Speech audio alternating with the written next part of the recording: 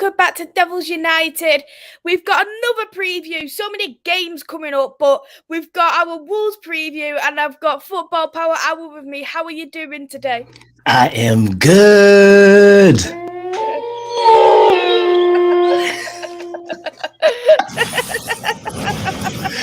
I had to bring the wolf sounds. The Wolves sound for playing Yes, against Wolves. exactamundo. Okay. Looking forward to this. It's the first time I've got you on the channel properly doing a preview, so it's gonna be I a good know. one. It's my debut. I'm I know. excited. I'm Long excited. I'm overdue. excited. Yeah. Long overdue. I'm sure there's going to be many, many other times we'll be doing shows together as well.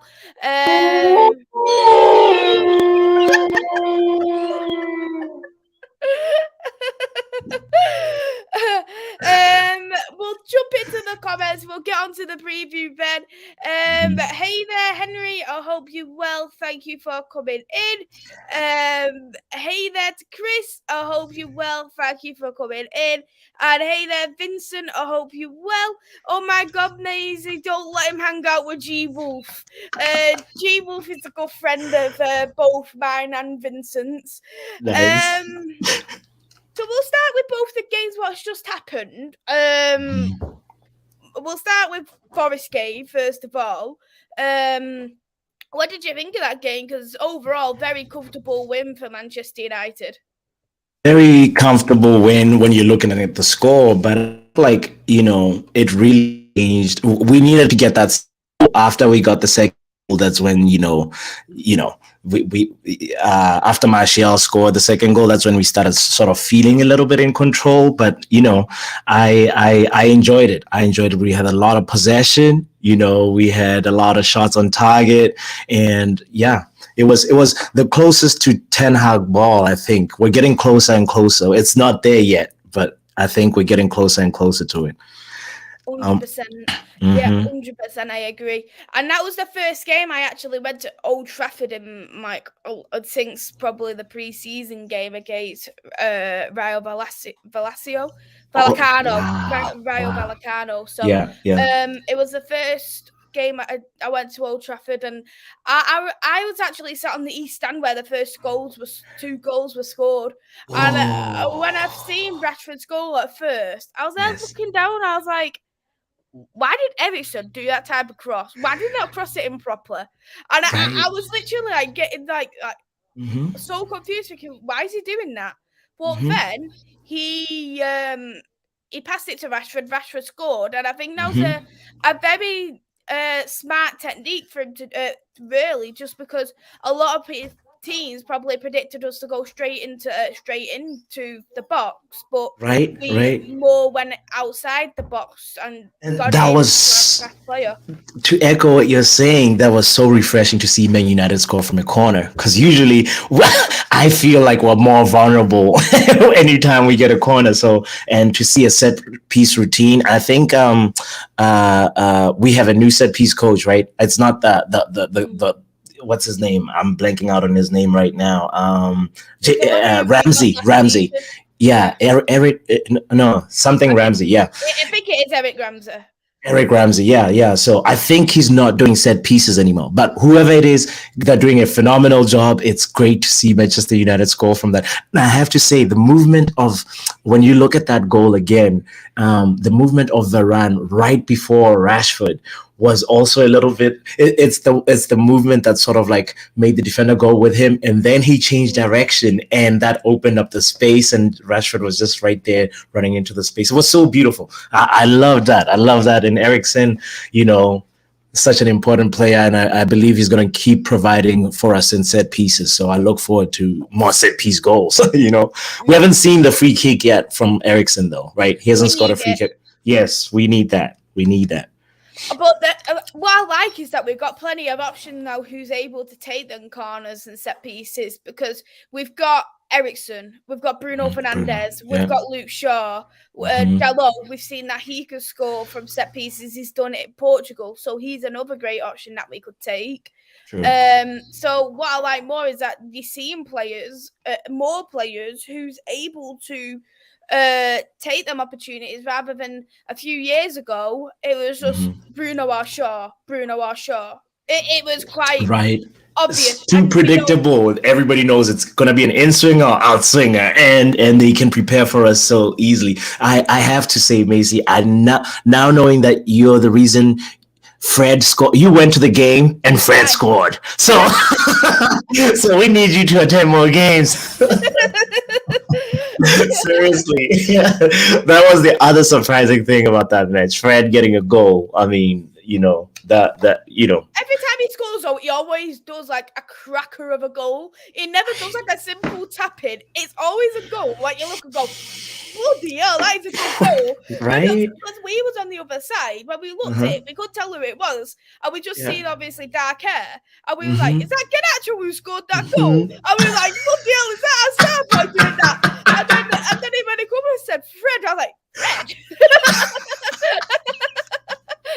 I couldn't believe it. Also, we have to give flowers to Casemiro's role for that goal. Oh my goodness. Anticipation in that tackle to danger and get the ball, and then the little touch to get into and then take a quick glance and see Fred right there, and then the vision and putting the right weighted pass for Casemiro right now is better than Rodri. I don't care who says what. He's probably the best defensive midfielder in the Premier League right now. I just want to just state that out there and say I love him. I do. I love Casemiro as well, and I think he was absolutely outstanding. And I think the thing is, Ten Hag, I know a lot of people weren't happy that Ten Hag was doing it, but I think he done the right thing by bringing him in very, very gently, because he's come from a completely different league. There's a language barrier as well, and people were saying, well, why are you not bringing him in straight away? He's a Champions League winner, he's a serial winner. How could you not let this guy through? But I think when you look at it now for the longer term, he's done the right thing, because we don't know because I think the first game he actually started, he looked a bit shaky. So to bring him in quite gently, and now he's so crucial for that team, for our team, is absolutely unreal. And I can see why he's called the cement of the team. He was literally everywhere. He was everywhere. Exactly. He's the cement. And he also just that I think it's the first goal. Was it the one where he did the sliding tackle, and then and then we just pretty much just carried the ball from our half. I think it was Martial's goal. Yeah, it could have been. Yeah, Martial's goal. Yeah. He's just, I mean, it's not only for the moments when the goals happen, it's also how he diffuses play and makes the opponent have to rethink and be like, oh, this passing lane is not good. Let's switch. It's incredible. His contribution to the game. I'm loving it. And I was just every day, Graham Souness, Jamie Carragher, you're looking more and more like fools. So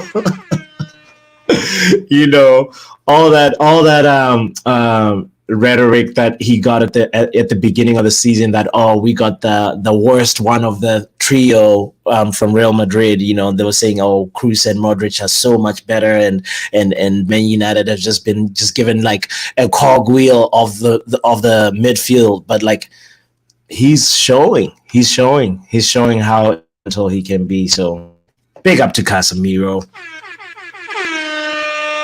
Love it. Absolutely love it. And you're absolutely spot on as well. We'll quickly jump into the comments, then we'll go on to Wolves' game versus Everton. I don't think we'll have too much to say about that one. Hey there, Static. I hope you're well. Thank you for coming in. Hey there, Niall. I hope you're well. Thank you for coming in. Chris said, I can't say anything about Nottingham Forest. They beat us. He's a Liverpool fan. I'm sorry, Chris.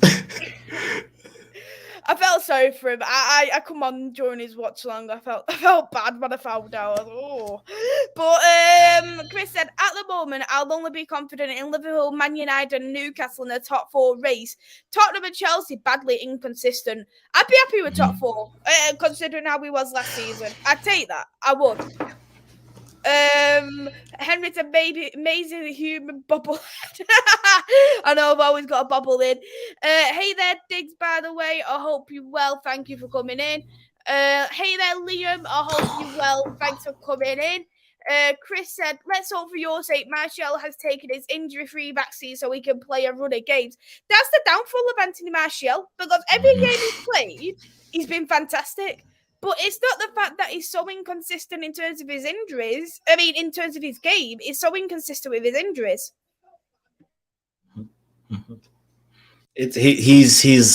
I just, every time I see him on the pitch, I'm just like, please, nobody tackle him, please, Martial, just stay. It's such a. Anytime he's not there, you can see how our attack just lacks the bite. It lacks the movement. He's such a great player. When you pass the ball to him, it sticks, and he has such great chemistry with Rashford. That's. Oh, yeah. It's been a little bit under the radar because they usually, ever since probably even since Jose, they weren't really always playing together. It was either one or the other, or, one would come in as a sub for the other. But they have a good link of play, and I just hope that Ten Hag keeps on getting them, more game time, pretty much. Mm-hmm. Yeah, definitely. And I think the thing is with Martial, just like Marcus Rashford, a lot of people wanted him sold in the summer just because of how inconsistent they've been. I think based off what I have seen of Erik Ten Hag at Ajax, I thought Anthony Martial suited his style of play in terms of the kind of pressing football. And I think when he has played, he has shown that he is that kind of player. But then I'm looking on the overbalance. I think we can't have this player injured for so long. And it's one of them with Anthony Martial. I really like him. I like what he does. But then I look at the other side of the injuries and the amount of years he's been here.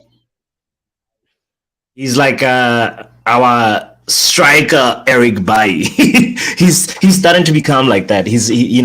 But anyway, it's a new leaf. He's had his time to sort of recover during the World Cup, and he put in a good, was it 60 something minutes or so? So. Mm-hmm.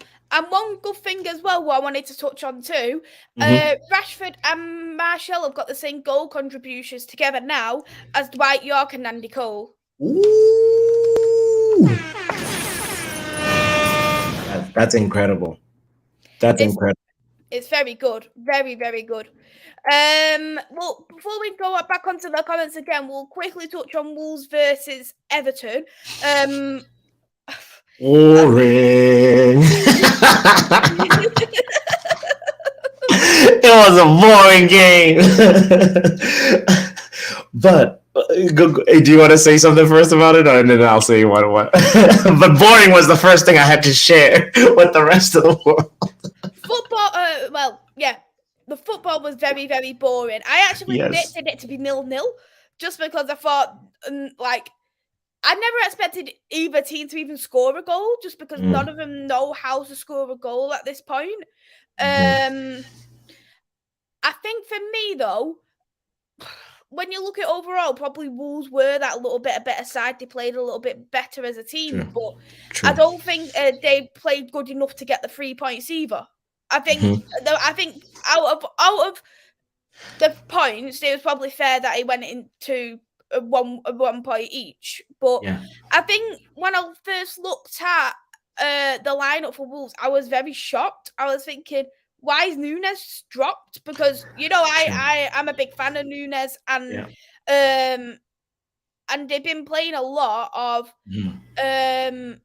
the 4-2-3-1 and putting Núñez in the 10. What really didn't suit him, but to drop him when they used the 4-3-3 for the first time, when they could play him in that 4-3-3, I thought it was very, very strange. So it makes me wonder, is there something what the new manager is doing there? But in terms of Everton, I think they're massively under pressure.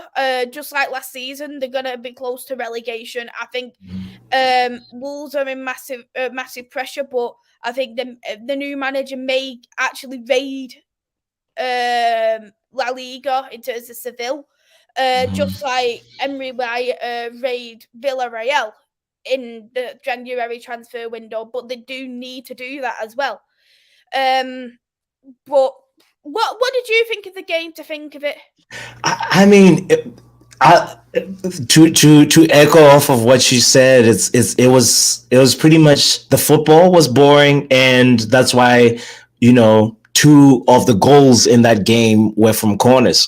You know, so and then the last goal was more of a counter attack, you know, from Wolves, and it was more, you know, I think it might have been Nunes, who you love, who made the pass to Traore, and Traore was able to cross it over, and it might have been Podence, I think. Not Podence. It was somebody else. I can't remember the name. But that's how Wolves scored that second goal. But then the first goal was, you know, that they conceded was very early, and it was Yeremina who was being marked by Bueno, and that's such a very big difference in height already, that Yeremina just pretty much got that goal. So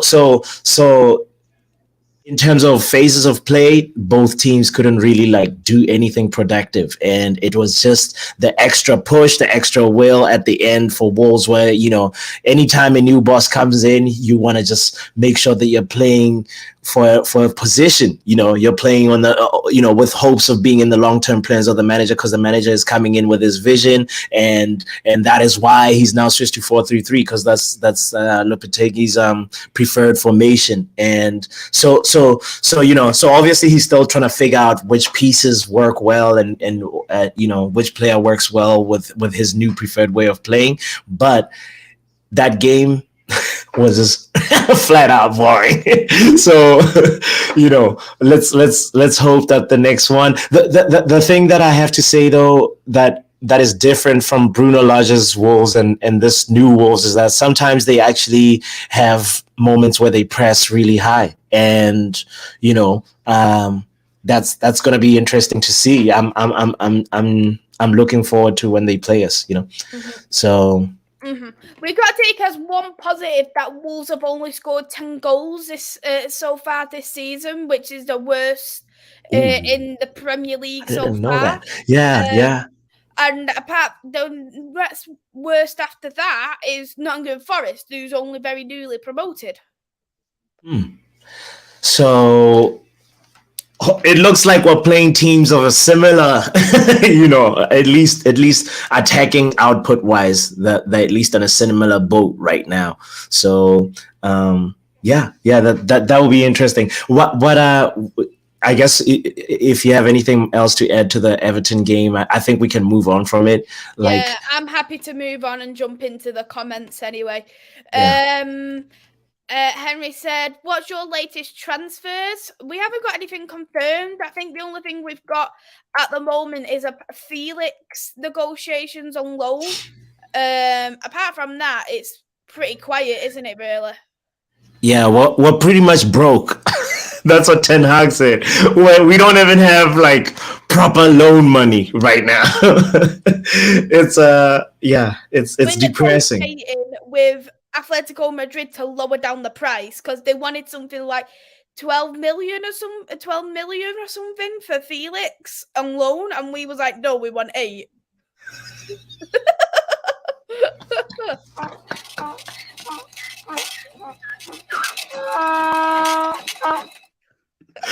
That's for our transfer department for not having a transfer plan. Well, let's be honest. So, if you was, I know this is obviously we're not Man United, so they're not gonna have the same mindset as us. But if I was the board, I'd be looking at raiding Juventus because of the current situation they're in. Get Vlahovic, get Bonucci as a backup. I know. We just need some activity. I need something to happen, because the way Man United move, it seems like we just kind of wait for the last week to do something. We wait for the last moment. somehow, I'm sure the Man United board was waiting for Cody Gakpo to still be available on the last week, and then we'll actually put in a proper bid for him. But the world doesn't move like that. The world doesn't wait for you. Anyway. Exactly. But now you've touched on Gakpo. I know there's some Liverpool fans in the chat. What did you think about Gakpo in general? Do you feel like it was a major loss for Man United, or do you think we should have prioritised other places first anyway? So it's funny you asked that. I had a turnaround of at first I was so enraged by it, because how are we going to build for the future if as a club we're not going for the high hanging fruit? We're going for the lowest of the once everybody's done taking all the transfer targets, taking all the hot prospects that of players, then we come in and try and sniff around in the market. That seems to have been our approach. And then so when the Gakpo news came out, that just sort of all that when I was thinking all that, and then the Gakpo news, I was just like, no, the world is ending. This is not how I wanted my 2022 to end, And then after thinking about it and sleeping on it, I felt it might have been just the stars aligning for us, because Gakpo is one of those people that says, oh, I'm very comfortable coming off of the left. He can play several positions, but it seems like he shines a lot, coming off from the left. And that line is very long in Man United. We have Rashford who can do that. We have Martial who also shines from there. We have Garnacho who's also on the line, so it's a very long queue. So I with that being said, I just kind of felt like, okay, this is not the end of the world. Maybe it's a good thing. You see how refreshing Anthony is, from the right, like to have a left-footed player on the right. That just brings a new dimension for us, And there is a lot of flaws of him, and I think there's things that need to be improved upon, but I think of course. have a good little player there, and I would have loved to have Gakpo as well, because I think he's fantastic. I think he's flexible, but I've not seen Gakpo play on the right, and if we was going to get a winger, that'll be our winger that I would approach to, right winger, rather than we've already got Rashford who could play on the left. We've got Sancho who could play on the left. Martial could slot on the left. You've got Garnacho, he could play on the left. We don't need any more left wingers, to be fair. I think Gakpo, I don't think he's not a proper out and out number 9, which we really need as well. So, but I think in terms of the Liverpool side, I'm praising Liverpool here as I say this, and I'm not going to do it again. But I think if Liverpool was to change that 4-2-3-1, and they went and put Gakpo in the 10, which he played in the World Cup, I think he would work very effectively with Darwin Núñez. And I think I think he'd be great in that position. I agree with you. I mean, it's Liverpool are building, and the recruitment department just shows that they are continually, showing that this is how you do business. The price that they got for Gakpo, that's such a bargain. That I don't know why Manchester United cannot learn from them. It's such a crazy thing. But the main thing is we missed Gakpo. I mean, I think it's just the stars aligning for us. We can probably, put in a bid for Joao Felix a little bit, with a little bit more intention. We can probably go for Vlahovic, who's actually a proper bona fide center forward. There's other players in the market that can probably suit Ten Hag and add a lot more and bring more to the table. And that's why I don't want Felix on loan, because he's not an out and out number 9. No, that's true. That's true. We need right now. It seems like Ten Hag is set on Rashford being one of the future stars for Manchester United. I mean, one of the future, one of the faces for Manchester United. So we need a striker who can complement Rashford. if we're building around Rashford, we need a striker who brings different attributes. Who can probably be a target man, who can probably hold the ball up and connect with other players, who can be an aerial threat, because we don't have that. I mean, Rashford has just only started scoring headers just before the World Cup. You remember he had that flurry of headers. We were like, okay. He do a set piece as well. I totally forgot. Right. That was just so new, But we welcome more goals from headers, because we need that in Manchester United. We need different ways, different attacking solutions for different teams. So yeah. Mm-hmm. Definitely. Hey there to my dad. I hope you're well. Thank you for coming in. Chris said, whenever we play you lot, Martial and Rashford always the players I fear, especially with Trent Alexander-Maguire at the right back.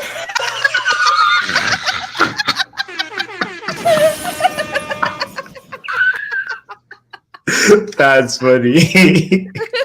That's funny, Chris. That was a good one. I'm stealing it. Hey there, Rabbit. I hope you're well. Thank you for coming into the chat. Chris said, if Frank Lampard is the answer, I'm not sure what the question is. Lampard is blind leading the blind Chelsea being an exception, as Chelsea still has the squad to make top 4 in its first season. Completely agree. Question from Rabbit, where can United have more joy in the game and hurt Wolves? That's a good question, and for me, I'd have to go for the middle. I don't think they really have, for me, a proper two good centre-backs, because they've lost their main centre-back to Wolves with Conor Cody. They haven't really got a leader in the team, and they haven't got anyone really solid. So if I was Man United, I would exploit the middle of Wolves, because I think that's where we're going to get the most joy from that. Would you agree with that? Oh, I totally agree with that. I also think another weakness in the Wolves team is what's his name? The number 4, Collins. He. If you watch the Everton game, you would see there's at least 3 instances where he just like has an erratic, pass to the. He just tries to cut the lines, but it's never on target. So I think anytime he gets the ball, that should be one of our pressing triggers. Just anticipate Collins getting the ball and make sure you block the passing lanes and try to win the ball pitch. Kilman is a little bit with his passing and distribution. So as the 2 center backs though, Kilman, if we're gonna get a penalty, it'll probably be from Kilman. He's a little bit erratic. It was so good, and I know Niall mentioned Nathan Collins, but I don't think Nathan Collins has been good enough in that Wolves side. No. Collins, I think his passing is his weakness. So we need to capitalize on that. That was a very good question, Ravi. Yes. Now said, is Ruben Neves and Jimenez the type of danger men that can cause problems for Man United? In my opinion, Jimenez, no. The new manager for Wolves have confirmed that he doesn't see Jimenez in his plans, and he is looking at selling him on in January. So it's probably going to be Costa who will be playing ahead of Jimenez, and I wouldn't be frightened of Costa. Ruben Neves and Montinho are probably the 2 main threats, and Nunes if he plays. And to add on to that, I think Diego Costa, if ever Maguire and Diego Costa meet, it's gonna be the end of the world. Ten Hag needs to do whatever he can to make sure that Maguire and Diego Costa do not share the pitch at all, because it's just gonna be a walk in the park for him. So that's just my prayer. So somehow, I don't care how, but if Maguire needs to get game time, he should never have a one-on-one with Diego Costa. And because Diego Costa is right now looking to light his flame again, and he's had enough practice. He's really built up his match rhythm, and in the game versus they played two friendlies in Spain when everybody was distracted with the World Cup. He's been getting his fitness up with the new coach, and then he had a not a terrible game versus Everton, and he just needs more service. And if he can get that, he had a moment where he generated so much power from ahead, and I was just like, oh yeah, Diego Costa, I forgot that, and he's got good technique, so that's one thing that's one danger, man, that I'm really scared of. And I mean, I know if Varane is there, it'll be fine, but Diego Costa versus Maguire scares the hell out of me. Yeah, likewise. Hey there, Renee. I hope you're well. Thank you for coming in. Hey there, Luca. I hope you're well. Thank you for coming in, and I hope you're having a good gym sesh, as they say. But then has a question for you. What teams in the Premier League do you enjoy beating the most, and why? You probably have the same as me, probably. Arsenal.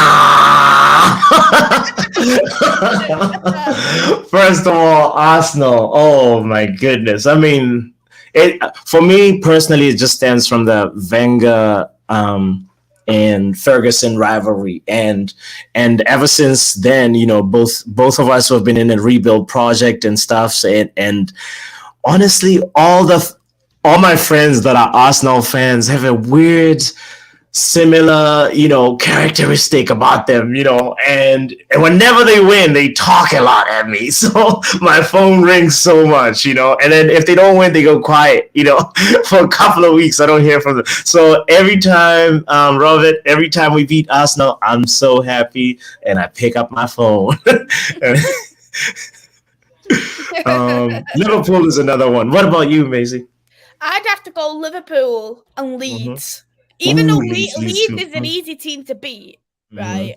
I just love beating them just because it's that old rivalry. I just don't like Manchester City also gives me joy to beat against, but I feel like there's just something more with Liverpool and Leeds that I have like anger against them more than Man City these days, and I just think. But Arsenal is a very good one that you have picked, because Arsenal is a great shout. Arsenal. They play good football, though. You got to give them that. Right now, they're playing good football. And what's incredible about them is that, if you're trying to maybe pick a Premier League best 11 right now, maybe apart from maybe Saka or Martinelli, there's just, you wouldn't consider a lot of the Arsenal players first. You'd probably go to Man City players, a couple of maybe, other good performers from other teams. But the thing is, they have such a good system now, and a good team spirit, and something electric about them now when they play, that I'm just like, okay. But I'm hoping they're going to lose steam very soon, I hope so as well. My dad has also asked, do you think Everton will be relegated this season? Which is another good question. For me, though, I feel like there's 3 worst teams there right now. That's a very tough question. Because I think Southampton and Forest are going to probably get relegated at this point, and then it's just going to... I wouldn't even be surprised if West Ham could even get relegated. And then we could raid West Ham. You're onto something there. Okay, I right now it's a little, in my opinion. Okay, I think I agree with you with saying Forest and Southampton for sure. It's that other spot, maybe Bournemouth, maybe West Ham. I'd say Bournemouth. Yeah. But Wolves are still in consideration as well, and we could raid Wolves. We could raid Wolves. That's true. We need, I'd take Neves. There's a couple of players from Wolves that I'd love to take. Everton, I feel like they're going to avoid relegation just because they got that team spirit they narrowly avoided it last season. And I bet Frank Lampard is constantly reminding them that, hey, come on, what's going to happen, guys. Let's crack the whip. So I have a little bit of faith that Frank has learned a few things by now. He's been making so many mistakes in his career, and on borrowed time, though. Say what? It's on borrowed time. True. But knowing that Everton's ownership mentality, I don't think he's going to get sacked unless he actually got relegated. Because he's one of them, like, he's our saviour. He saved us from relegation kind of thing. True. They have a little bit of a sentimentality that's blinding them right now. That's blinding their judgment. Yeah. That's yeah. You may be right. It's gonna be an interesting battle at the bottom too. You know, I know we'll always love to see the top 4 race, but the bottom 4 race, the bottom 3 race is also it's a little merry-go-round that can be fun to watch too. Well, for once, it's not going to be the same teams who get relegated, so I'm looking forward to it. Liam said Vlahovic or Felix would be great. Knowing us, we will get the pie on loan. No, I wouldn't mind the pie. No, Maisy, no. Have you not learned? Don't go back to your ex. It's been like that with Lukaku, Pogba. You know I mean Lukaku for Chelsea, but I just don't like it when we go back. I don't like it when we go back. But maybe he's developed. Maybe he came to us a little bit too early. You know.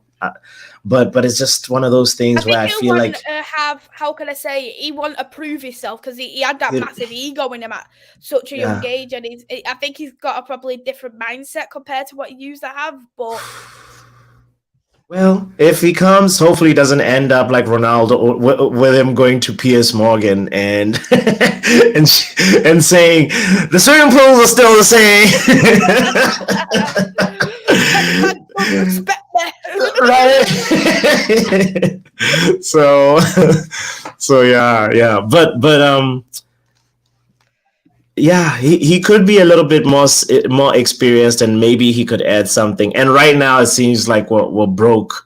and when Ten Hag said we have to look for a player within the right budget, that's not associated with Manchester United, you know. Those words, you know, it's like we're going for dinner, but like, you know, it's got to be the right food, Maisy, and also within the right, you know. That's not like, you know, if we're going all out, it has to be all out. That, you know, yeah. Anyway, agreed. Completely agree. Vincent said, "We are poor. We can't afford toilet roll. Can't have Juventus 250,000 for the shirts."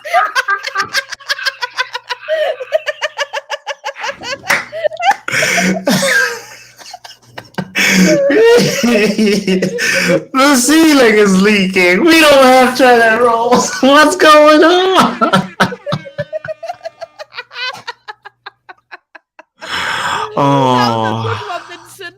I had to star it. It was hilarious. I couldn't wait to read it.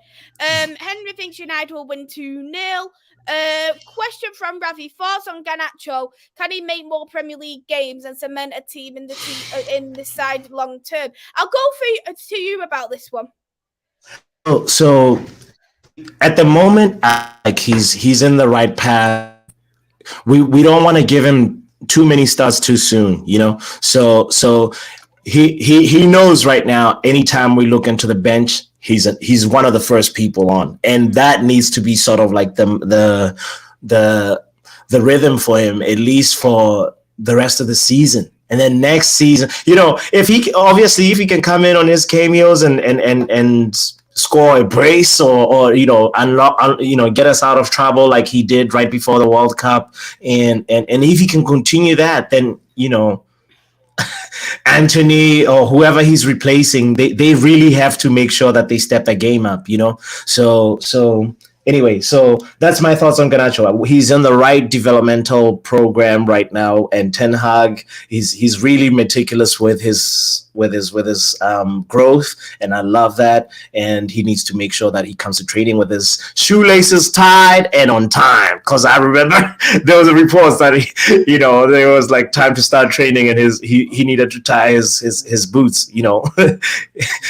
so yeah, so. But he's a great talent. I can't wait to see what he brings to the future, you know. So completely agree with that. And I think long term, he's definitely one for the future where he is going to start permanently. But we don't want to rush a player in like we did with Rashford, and then he has and then all that happened, and then the exact same with Anthony Alanga. He got thrown into the deep end I think, too soon last season. Anthony. Oh. And I don't think he's apparently going on loan to Everton, but I just don't think people take to him. He's a bit, how can I say, it takes to people like he's a bit like Marmite. You either like him or you don't. He's one of them type of people. Rhythm is a dancer, Anthony Alanga. Oh, but he did, do some good things for us. And you're so right. He got thrown into the fire too soon. He got given. I think, we gotta thank Ralph for that, but also be like, yeah, we need to learn from that lesson and make sure that, like, I feel like the Garnacho balance is perfect. We need to make sure that, like, a player spends at least half a season knowing that he's number one from the bench, and that's the way to develop a young player. And that's exactly what Pep has done with Phil Foden. And now look at Phil Foden, and that's exactly what what I've seen Klopp do in his development with youth players before. And I think Ten Hag, I think in a kind of way, he looks at what Pep Guardiola does as a manager and goes from there. But I think he has similar techniques of what he wants to do, but he has his own kind of personality and his own kind of drive with the team as well. Which is so beautiful. I love that. About Ten Hag. He's you can tell that, like, even the way, he asks Malacia to tuck in as a fullback. That's one of, like, Pep's tactics from maybe 2 or a season ago. But, like, Ten Hag is using some of those tactics, but in his own way, and, like, to sort of, bring some more different characteristics into his coaching style, which is such a great thing, because that's how you learn, and you learn from other people and bring your yourself to it too, and your philosophies, and it's just such a great coaching display by our manager Erik Ten Hag. Absolutely. Absolutely. Niall said, can the new Wolves manager turn around Wolves since the second of Bruno Lage? It's a good question. I think compared to, like, Burnley, they've got more time to get out of the relegation. But I always say it takes roughly around 6 to 12 weeks for a team to really get into a manager style of play. And we noticed that with Ten Hag as well. It took a few weeks to get into that too. So I think it could potentially turn it round, but I think it also depends on what Wolves do in January as well. True. And by the way, I have to again state that they had that game versus Cadiz and then Gillingham, and that period in Spain where they're just working with the team. I know there were some players in there that were in the World Cup, but the manager has had a time to just sort of instill some of his principles, and it obviously get better with time and with more gameplay and everything, and after the transfer window, because obviously I think they just signed Matheus Cunha, right? Yes, they have. I think so. Yeah. I don't think he'd be eligible to play though, will he? Or is he? No. Probably not for our game. But, like, this is post in January. After he does his medical and all that stuff. But yeah. So it's to answer that question, I think this manager is a top tier manager, and Wolves are so lucky and so fortunate to have him, and all the, like, Wolves, like, the fan base of the they're just so excited, they're just so happy that, like, yes, we got him, and that new manager bounce, and also if it's an excellent new manager bounce, it makes a deadly combination. So they might actually, if my fear really is that they actually might just go all guns blazing with nothing to lose versus Manchester United, and they have quality players, and they might actually just surprise us and go on a run.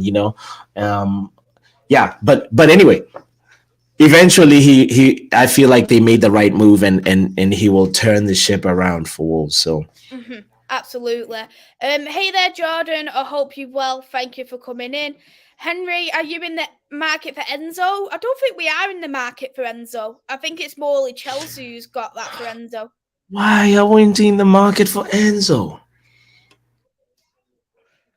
Didn't Ralph recommend Enzo? He did. He recommended Enzo. He recommended Alvarez. He recommended Luis Diaz. He recommended Sesko. Do you know if we went and got Alvarez and Enzo? If we went and got Enzo and Alvarez last January, we would have got them both for 27 mil. Wow. 27 mil. Wow. And now they're both World Cup winners. Yeah. We're going to have to pay the World Cup tax. Yeah. It's Benfica tax. Benfica charges a lot for their players. Have you seen how much they charge for Nunes and how much we got for Lindelof and everything? The thing is, with the Portuguese league, I love the league. They've got so many developing players, but they overcharge massively on the players as well, because they know they're the ones who develop them. So they're going to want the big cut out of it. True.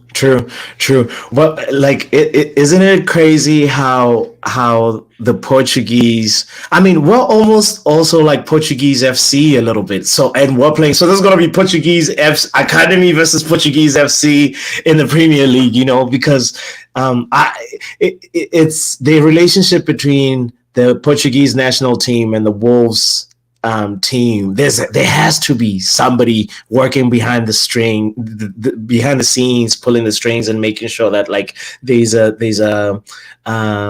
development plan that benefits both. It's such an interesting thing to investigate and see and be like, oh wow, the Portuguese national, you know, Jose Sa, you know, they've got lots of players in there that just, you know, combine with our players, and then if you put a sprinkle Man City in there, and then you've got the national team. It's incredible. I believe. I mean, I've never been to Wolves, but I wouldn't be surprised if in the canteen some of the food in there is written in Portuguese. you know, you know.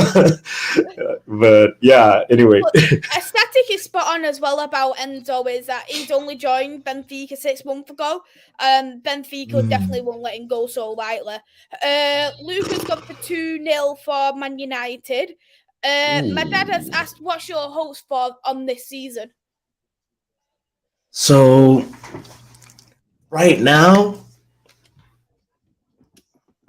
my hopes have grown, Robert. I started off first. Let me just say, at the beginning of the season, I was just praying for just a style of play. I was just playing for an identity. I was just playing for some pattern, something that's different from before, where we actually say, "Hey, that's Manchester United playing," you know, and they play like this, you know. So we have somehow evolved and was slowly having a little bit of a structure to our play, and there's a little bit of a pattern, and that is actually while we're still looking at that. Wow, top four is kind of like a little bit open. So now I'm you know, my hopes have grown to kind of say that I'm dreaming about that top four position so much, because I feel like the Spurs project is gonna implode, and you know, Newcastle is surprising everyone. So, but I'm still hoping that like somehow we end up in number 4. Hey there, Eddie. I hope you're well. Thank you for coming into the chat. Ravi asked, did Fred deserve a 1-year extension? I think they're doing 1 years at the moment, because if you think about it, I think Fred is linked to PSG at the moment, and we're not going to get crap all for Fred if he went to go. So if you put him as a... if you put Fred as a 1-year extension, we could get a little bit more for him. I think that's probably more what they're thinking more than anything. Yeah, and also to add one more thing about my Yeah. hopes, because I'm still thinking Oh about yeah. what Robert said. A domestic trophy Yes, a would be trophy is go needed. one Carabao something. It's a little bit too dusty in our cabinet right now, and these spider webs in there, and we just need something to just put in there and say, hey, we've won something. So yeah. Mm-hmm. Static has asked, what do you think of He Wan Chan? Ooh, I think he's a great player. In the World Cup, he didn't really shine as much because he was played a little bit on the left. I mean, the way South Korea set up, it was also very different from how Wolves set up. So I feel like he was a little bit deprived. I mean, there's other players like Son that were a little bit more central. So as a player, he's very good. He's very fast. He's got a good shot in him, and I think he's underrated. I believe he might have played in like Leipzig and Salzburg, and then somehow like he's here and in the Premier League, and not a lot of people put a lot of respect on his name, and he's actually somebody. If we were to bet who was gonna score against us, I would actually say him, Chan, over Diego Costa or Podence, but we'll The see. only We'll thing with see. Podence, just like Adama Traore, they've got pace. I think Yeah, Podence is very, very quick and so good to have on that left-hand wing. yeah, yeah, But yeah, yeah. you could play Chan on the in the middle, as you've mentioned, as a false nine. Yeah, yeah. He's actually he's not like super fat. He's a little bit. He's got physicality in him. Like he's not. You won't push him over easily, and that's what I like about him. And he knows how to use his body. So, yeah, great player. I feel like he's a very high ceiling. He's somebody to watch, and let's see what he contributes to, because I believe he probably came to Wolves last year, if I'm not mistaken. So he's still got a lot to prove. Yes, And I think he so initially he was on loan and then they signed him permanently. yeah, yeah, yeah, yeah. Mm-hmm. Question from Ravi. Do United need to move on from De Gea, and thoughts with Dubravka? Is he long term? Dubravka is definitely not long term. That's something I can confirm. Can we just say that was the dirtiest clean sheet ever by Dubravka? Oh, the guy was shaking. I was literally thinking, why did they get this guy? Yeah. Oh. Well. The other thing though is that, like, let's be honest, he hasn't been given a chance. So like, there's still a lot of stuff in his mind. So maybe he will come good. maybe he'll come good, because he was invited for a reason. He was invited to the Carrington party for a reason. So he, we can't we just need to give, the thing about the goalkeeper position is just so difficult. If you make a mistake, we come for your throat, because a mistake is a goal. But you can make a mistake high up the field, and sometimes the team that could lead to a goal, but the chances of that are, a little bit like, it's a little bit, it's the other people that could cover for you. Maybe if you're like an attacking midfield or defensive midfielder and you make a mistake, or a center back, sometimes the goalie can help. But if you're the goalie and you make a mistake and you can't actually just trap a ball and pass properly, then we're in trouble. But anyway, big up Dubravka. We have to give him a few more matches before we can like make a full evaluation about him. I feel. I'm just begging everyone. Let's just give him a few more matches. I don't know, because he had all the friendly matches as well. No. It's not that we didn't have the games at all, because he had all the friendlies. True. So that's why I was a bit more hopeful on him for Burnley. And he disappointed me. Oh, Dubravka. Oh, Dubravka. Vincent, will you be going to Old Trafford 3rd of May to see Jimmy Murphy statue? It's quite far ahead. I'll see. I may do. I've got nothing planned, but it's so far away at the moment. Static. when you guys mentioned some Arsenal players to make Man City, I would also say Saliba and Ben White, as well as Saka and Martinelli. A combined team for both would be insane. True. Saliba and Ben White actually deserve a lot of respect. No, I mean, Ben White has been phenomenal for, even for England, so you're right, Static. Absolutely. My dad said, what do you think about the takeover at Man United? For me, I can only just take it with a pinch of salt right now. Do not until I see it. I know there's been an announcement of David Durmstrom, like he's going to make how it's happening in the next so many weeks or months, but I just think like the Glazers are so greedy, and that's just what my problem is. I don't want to get too hopeful and then something to happen.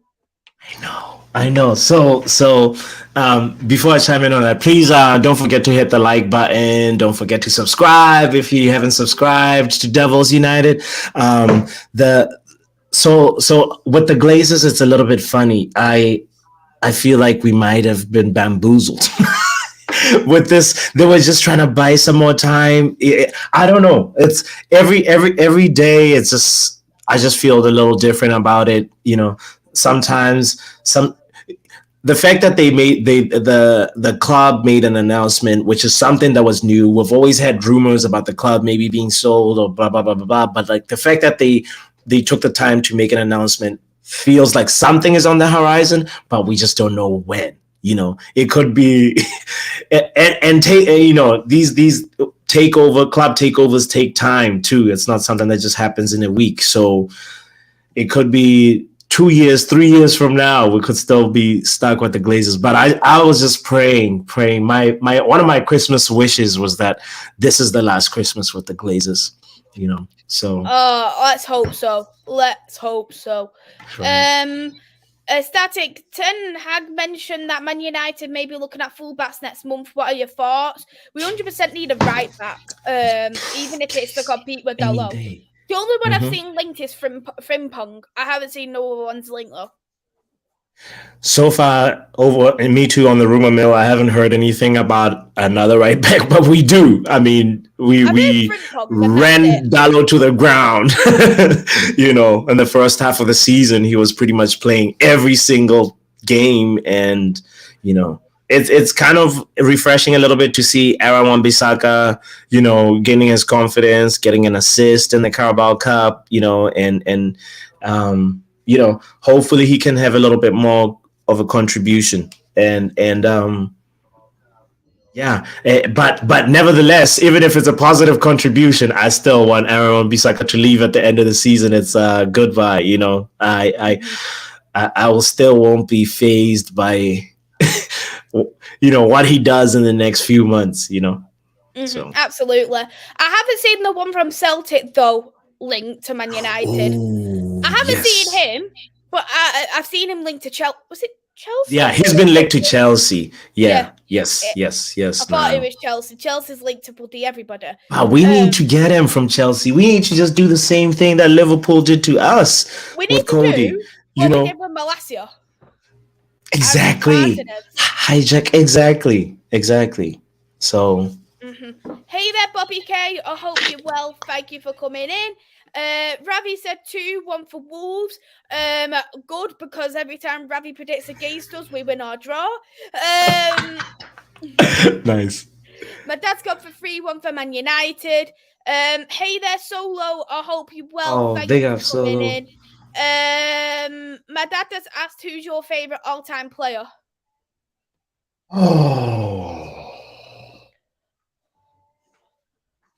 My goodness. Oh no, that's a tough one.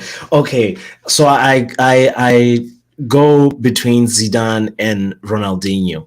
So here's the thing. Ronaldinho, because of his unpredictability, because of the joy that he brought to the game. He brought that Anthony spin with a little bit more output, I mean, he didn't really exactly do the Anthony spin, but you get the point that I'm trying to say. It's like his flair, his creativity, it was just something just so unmatched. So in a high stakes game too, it just makes you want to play the game. He was somebody that anytime I'd watch, I just want to grab a ball and like kick around and do my version of Ronaldinho skills. And so somebody that is having fun while they're working makes you also like have fun just watching them. So Ronaldinho is something else. Fantastic. And yeah. They are fantastic players, Zidane and Ronaldinho. Yeah, and Ronaldinho exactly. and Ronaldo together.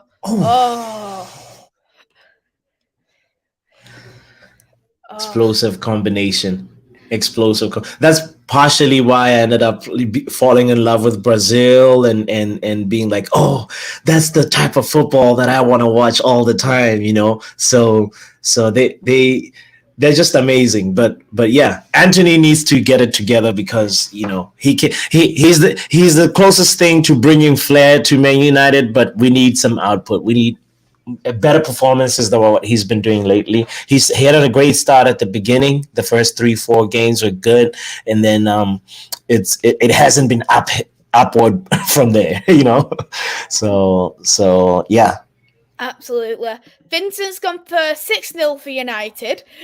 Vincent always does these crazy high scores. I'm sure Vincent, he always does crazy high scores, and he got the Southampton 9-0 right once.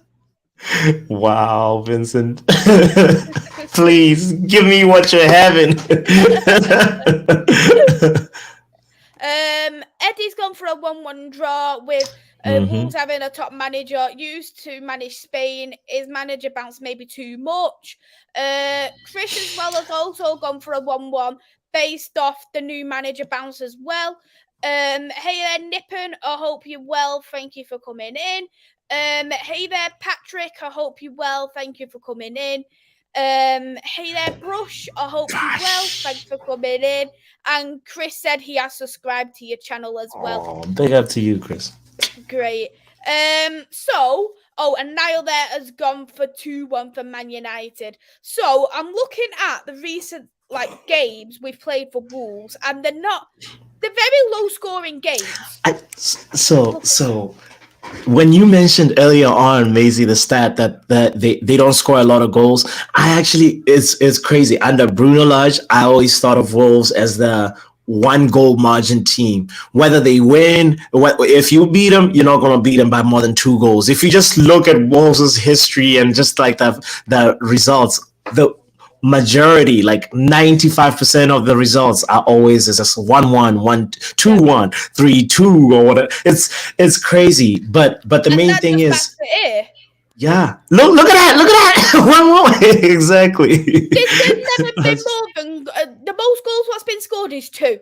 Yeah, and that was for us in May. I'm literally looking. The last time we beat them was in 2012, 5-0. That was the last time it was a high-scoring game against Wolves, 2012. Yeah. 2012. And that's when Fergie was managing us. We didn't have TikTok then. We didn't have Instagram. So they have built a culture of strong defense. A very, very. It's really tough to break them down. It's really tough to annihilate them. So. Wow. Yeah. So that means it's not going to be a high-scoring game at all. No. I predicted a 1-0 for Man United. I can't see it being any higher than that, to be honest. What would you go for score-wise? All right, score-wise. See, because I want to, I have to say, and you said 1-0. I wanted to say 1-0. Okay, 2-1. Okay, all right. I can say 1-0. All right, I'll say 1-0. All right, yeah. I want us to win, and we're gonna win by 1 goal margin, and yeah. So it's that 1-0. Static thinks it's going to be 1-1, but wouldn't be surprised if Fred, Casemiro, or Anthony scores a late winner for Man United. I like that. Yeah. Yo, if Fred score, so that's the other thing about this game. It because the defenses are so strong. I feel like it might be one of those where a long range effort makes the difference, or one of those where it's like somebody connecting. It's gonna have to be a spectacular goal, and I'm banking on Casemiro to do that, or Ericsson to have that long range, effort. So yeah, that's. Yeah, we'll finish off with this question from Ravi. Would you say Wolves are United's bogey team? I'd actually say our current bogey team is probably Brighton. Ooh, yeah. You're right. It's probably Brighton. Yeah. I would agree with you that it's probably Brighton. Wolves is just crazy. I mean, we get like from the chart that you showed. I mean, I think we beat them more than like we've drawn with them. So it's just one of those things where I'm just crossing my fingers that like history repeats itself and we trust the pattern of it, that Manchester United on paper are a better team, and they you know they will get a result. They've been with the manager for some time, for a lot longer than this new manager, than Wolves and their new manager, and you know the quality will shine. Martial will get the best of Kilman. Well, yeah, I think that will definitely happen. So we'll wrap it up here. Thank you very, very much for coming on. It's been a great show, and it was great having you on. Oh, thank you so much. What a pleasure, what a pleasure, what a pleasure it's been. Thank you, everybody that tuned in. Please don't forget to like, don't forget to subscribe. And yeah, we'll do this again another time. Oh, we sure will. Ravi's put your link in the comments, but would you like to shout out your socials as well? Oh, yeah. Yes. My yeah, just search that Twitter. My Twitter handle is football p hour, I think. Yeah. And and then on YouTube, just search at Football Power Hour. You'll see me, and please hit the like button, hit subscribe, and do all the things. Thank you so much. It's been such a pleasure. It's been great having you on, and we'll definitely do another preview or a match reaction or something together. Yes. I'll put your link in the description below, so if you haven't already, go and subscribe to Football Power Hour, and Ravi's put the link in the comments as well. He is on the road to 300 subscribers. Is it 300? Yeah. Let's say 300. Anytime you're below 300, you're on the road to 300.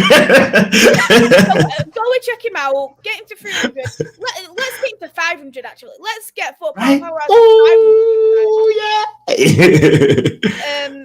Quality person. Is an absolute laugh. So go and check him out. Thank you all very, very much. This is my last show of 2022.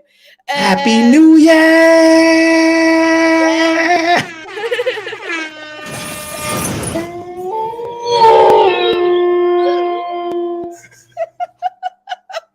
I just had to.